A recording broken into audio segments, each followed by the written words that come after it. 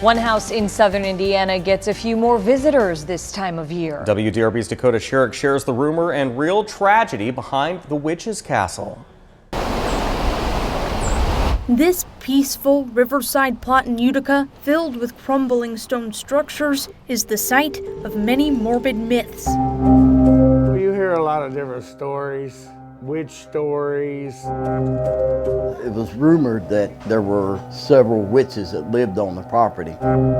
They had a dispute with the townspeople here in Utica. At the end of this dispute, the townspeople went up and supposedly burned them out. They said that there was a guy that lived in there, like a doctor, and then there's 3 witches that was caged in there. Most versions end with the wronged witches cursing Utica and its people. Tales that have made the place a spot for people to explore and vandalize. Graffiti covering much of the old structures. You can tell people are still frequently going up there, teenagers and stuff.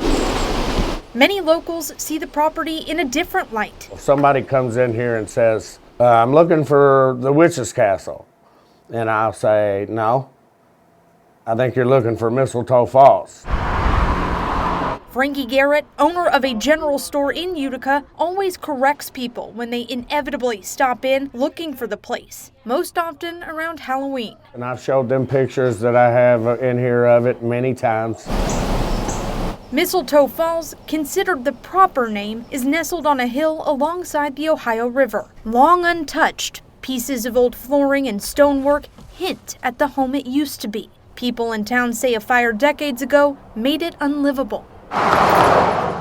The 3.5-acre property is now for sale for $285,000. The realtor, Mark Hack, believes the land has gotten a bad rap. It just needs a future.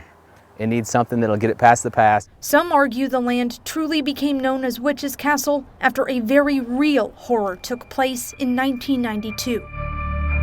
12-year-old Shanda Scherer was abducted and tortured before being killed in Madison by 4 teenage girls. The Witch's Castle was one of the first places Scherer was taken that night, but she was not tortured there, according to investigators. That fact didn't stop the place from being irrevocably linked to the crime. We do have people that come from states surrounding all around Indiana. This time of year they come to get a look at it or get a photograph of it, and a lot of it is connected with the murder of that girl. Hack believes with the right developer, Mistletoe Falls can get a fresh start. I would really like to see somebody come in here with a really cool vision, build something really unique. Some in town hope to see the land and its stonework preserved, open for the public.